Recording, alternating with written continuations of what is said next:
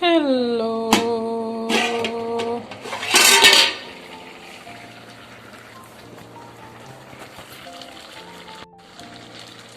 Hello ഇന്ന് നല്ല മടിയുള്ളൊരു ദിവസമാണ്. ഇപ്പം മഞ്ഞച്ചോറാക്കാന്ന് കരുതി. ഇതിനാകുമ്പോൾ എന്തെങ്കിലും ഒരു കറിയും കൂട്ടിയിട്ട് ഞങ്ങൾ അഡ്ജസ്റ്റ് ആയിട്ട് പോയിക്കോളും കേട്ടോ.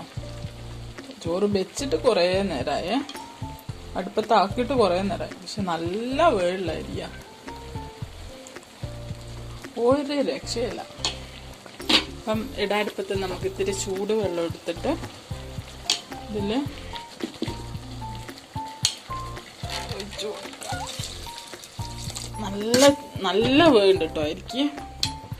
സാധാരണ റേഷൻ അരി കൊണ്ടാട്ടോ ഞാൻ മഞ്ഞച്ചോറൊക്കെ വെക്കാറ്. അതാകുമ്പോൾ വേഗം വെന്ത് കിട്ടും, നല്ല ടേസ്റ്റും കാണും. പക്ഷെ ഇത് നല്ല അരിയാണ് എടുത്തത്. അപ്പം എന്താ പറയണ്ടേ, വേറൊന്നുമില്ല, നല്ല പണിയും. ഒരു കൊള്ളിയും കൂടി എടുത്ത് വെച്ച് കൊടുക്കാം. തീയില്ല.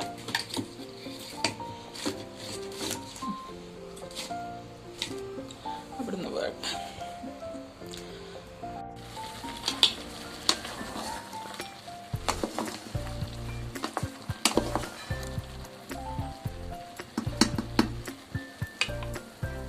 ഇത് തേങ്ങ കേട്ടോ, തേങ്ങ ചതച്ച് വെച്ചതാണ്. അരി നമുക്ക് ഏകദേശം വെന്തിട്ടുണ്ട്. തേങ്ങ ഇതിലേക്ക് ഇട്ട് കൊടുക്കാം. തേങ്ങ നന്നായിട്ടൊന്ന് മിക്സ് ചെയ്തെടുക്കട്ടെ. ഏകദേശം നല്ലോണം മിക്സ് ചെയ്തിട്ട് മൂടി വെച്ചാൽ മതി. വേറെ പണിയൊന്നുമില്ല കേട്ടോ. മേലെ തീ ഇട്ട് കൊടുക്കണം. ഞാൻ കാണിച്ചു തരാം കേട്ടോ.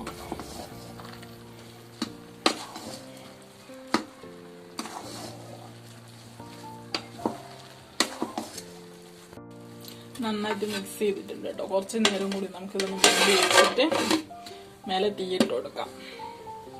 10 മിനിറ്റ് തുറന്നിട്ടിട്ട് നമുക്കിതിൻ്റെ ഒന്ന് ഇതാക്കിയെടുക്കാം, സെറ്റാക്കിയെടുക്കാം. എന്നിട്ട് കീച്ചി വെച്ചതിന് ശേഷം ഇതിൻ്റെ മുകളിൽ നമുക്ക് തീയിടാം കേട്ടോ. അപ്പോഴത്തേക്ക് ഇത് മുഴുവൻ സെറ്റായിട്ടുണ്ടാവും. നമുക്കിത് ഇറക്കി വെക്കാം. മതി കേട്ടോ. മൂടിയിട്ടുണ്ട്. കത്തുന്ന തീന്ന് നമുക്ക് കാണാൻ.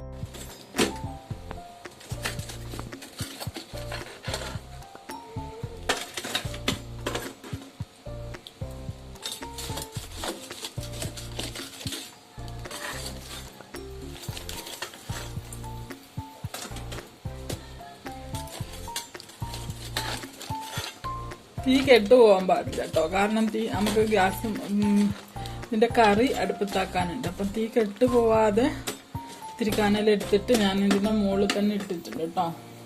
അപ്പം ചോറ് റെഡി. ഇഷ്ടപ്പെട്ട സബ്സ്ക്രൈബ്.